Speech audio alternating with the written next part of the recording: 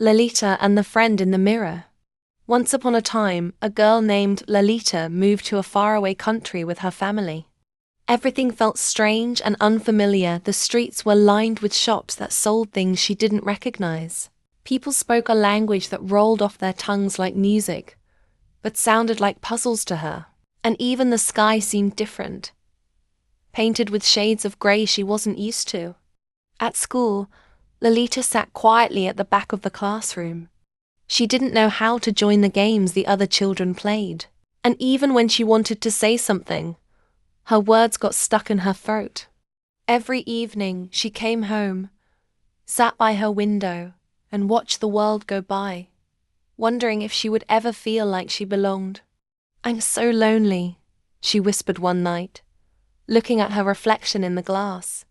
The next morning, Lalita walked to school feeling heavier than usual, her bag filled with books and her heart filled with sadness. As she passed a little park, something caught her eye.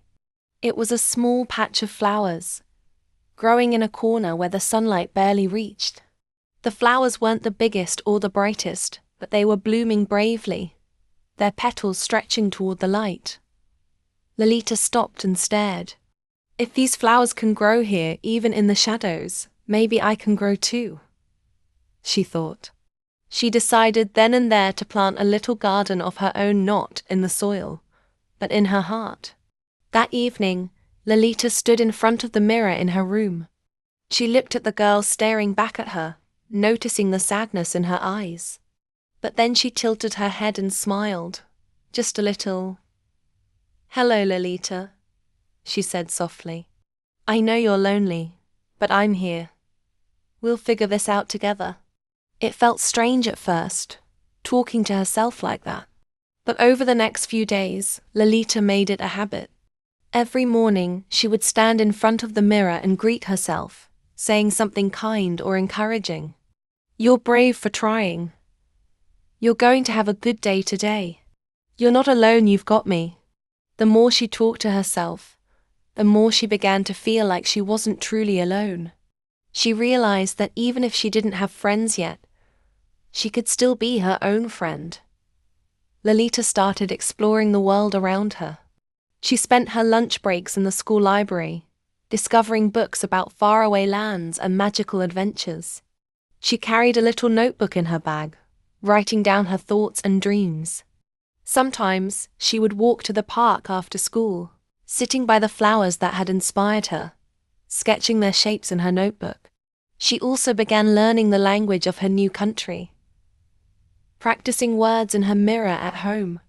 At first, her accent made her laugh, but over time, her words grew clearer and stronger.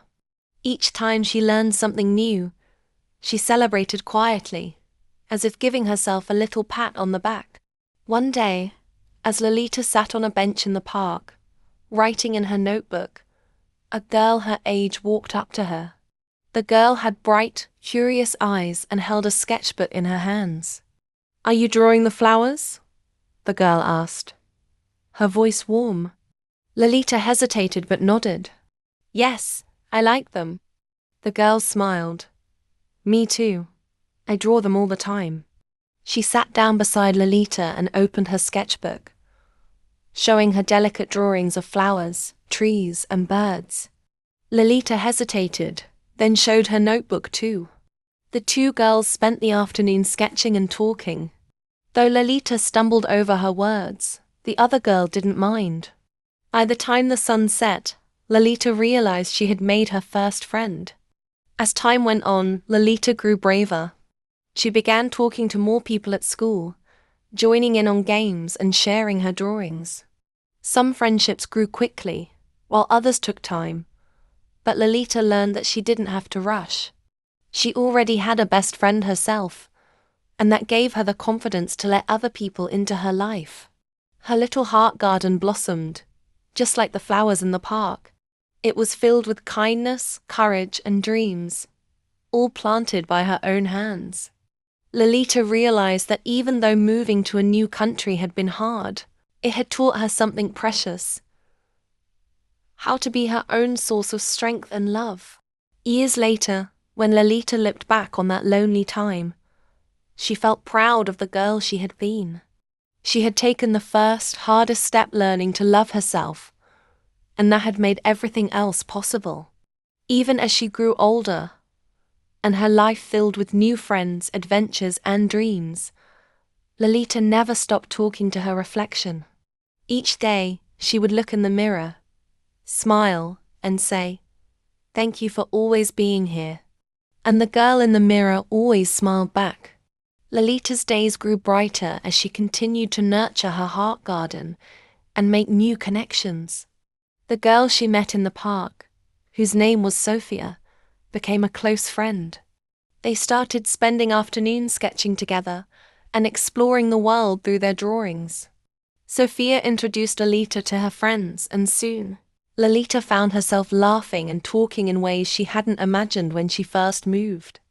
But even as she found her place in the world around her, Lalita never forgot the lessons she learned when she felt most alone.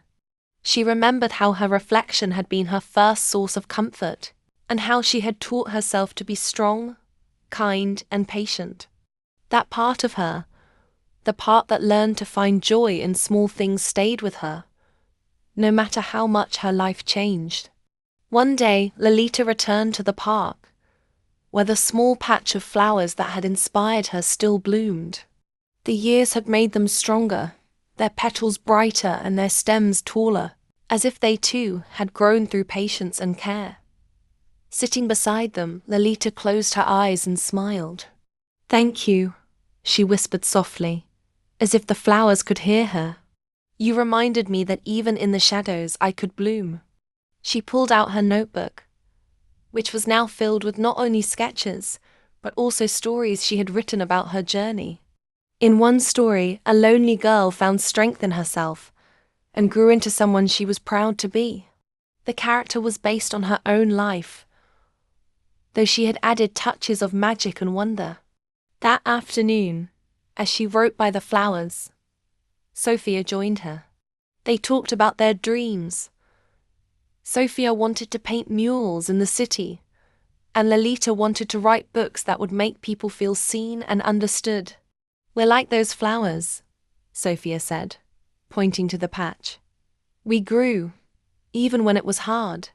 Lalita nodded, her heart full. "Yes, we did." As Lalita grew older, she kept writing, pouring her heart into her stories. She wrote about resilience, self-love, and the quiet strength it takes to bloom in difficult places. Her stories found their way to people who needed them most, those who felt lonely or lost, just as she had once felt. One day after her first book was published, she returned to the park where it had all begun. She sat by the flowers and opened a copy of her book, placing it gently among the blossoms. "This is for you," she said, her voice soft. "You were my first inspiration." The wind rustled through the petals, and for a moment, Lalita thought she could hear them whisper back, as if to say, "You're welcome." Lalita never stopped nurturing the friendship she had built with herself. No matter how many people came into her life, she always made time to sit with her thoughts, reflect on her feelings, and treat herself with the same kindness she would show to a dear friend. And so, Lalita's heart remained a beautiful garden, blooming with love, courage, and the knowledge that even when the world feels unfamiliar, the truest source of belonging can be found within. Good night, and may you always remember the garden of strength and love that lives in your own heart.